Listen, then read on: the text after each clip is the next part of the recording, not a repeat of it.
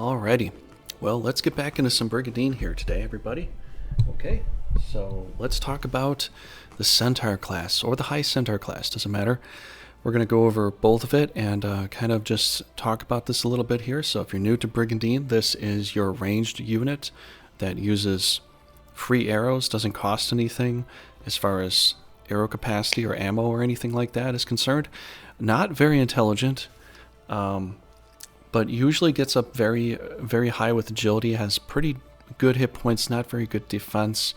But if we're going to look at some stuff here, we're just going to note that the hit points aren't very hard to start. But this thing has very high mobility. It eventually gets up to pretty good agility in this game compared to the original game. This one doesn't have as much of an agility boost to start, it seems, or at least from my playing knowledge, it seems to be a little less agile overall end game. But this is basically as far as fighting in this game goes, this is your backline range. So this is your offensive backline, which you don't want to get hit, but can take down leaders, can take down monsters, or at least do chip damage to take down a monster. So what you eventually start up with is just like something like this, level 1 here. For this game, the CP value is your combat power. That's kind of what that's all about. But you can see with this chart here, I'm just going to circle this chart, make a big circle around here, and a couple extra functions here that are pretty interesting and it's pretty good. So this chart shows you where you're going to level up and how you're kind of going to level up.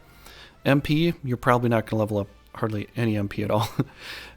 Strength is a little bit, hit points a lot, agility a lot. So strength-wise, not the strongest monster, but definitely can add a little value of damage to your attacks and all that.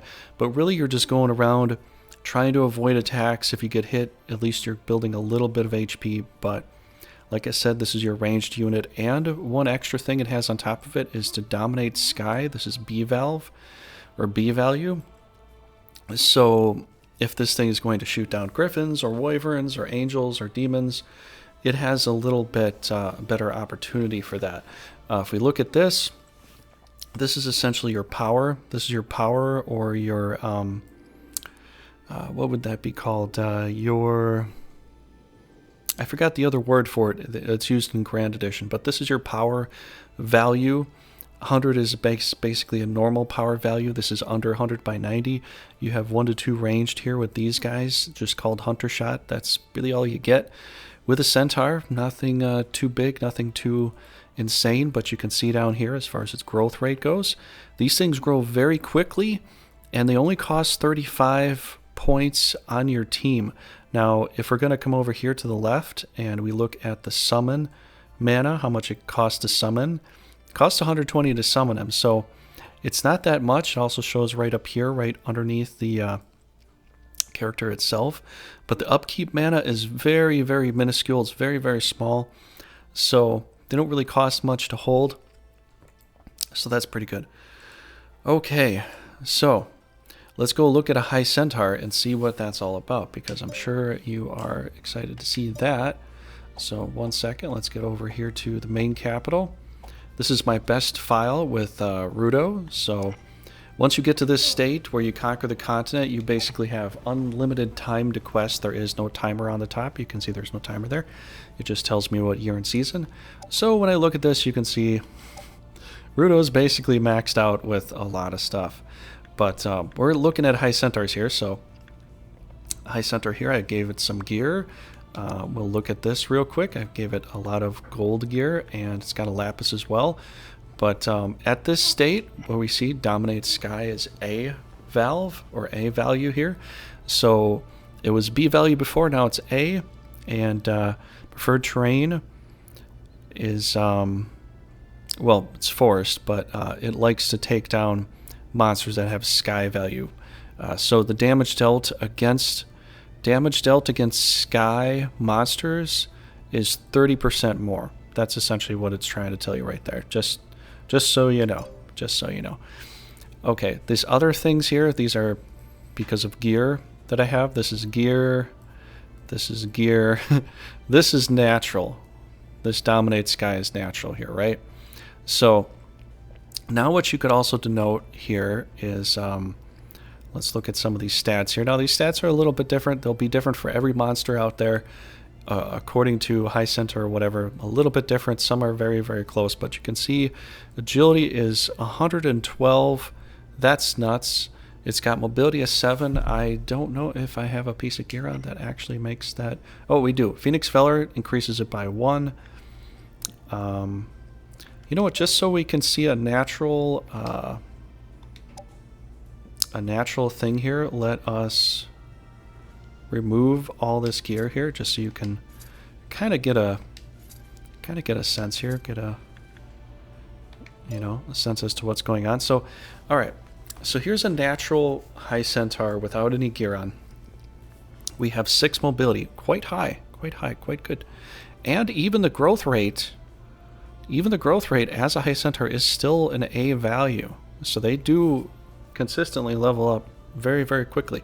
Now, 534, you might think that's a lot of hit points. It kind of is, but they can still get taken down within like about approximately 4 shots to 2 shots, depending upon the value of the monster. So the defense is just kind of okay. So. Plus, intelligence isn't that high, so it's just kind of okay. So. Attack is okay as well. But really what it comes down to is that you got agility and HP, and you can take down sky creatures very well. So if the enemy team has a bunch of wyverns or griffins, a bunch of centaurs would be a good counter to that. I would recommend. All right, so let's look on to the next part here. This won't be a very long video, but definitely before we get to the end, please make sure you smash the like. Make sure you like the video and subscribe. That will help the channel grow, and it will put a smile on my face too. And I thank you for everybody that already has. So this killer shot here, this is the 3-range shot. This is essentially what we're looking at, this whole thing.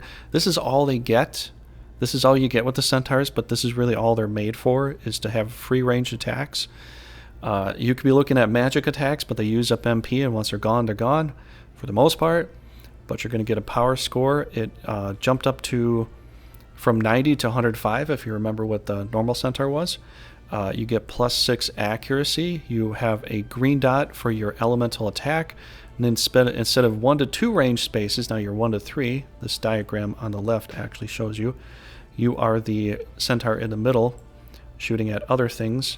And this is as far as you can shoot from, these spaces and all that, in any direction you wish to choose to attack. And ground and sky has a very up value to that, and you can counter that. That's what this arrow means here. You can counter a ranged attack. So if someone tries to shoot you with something on the centaur, whether it's an archer or some ranged attack, centaur will fire back.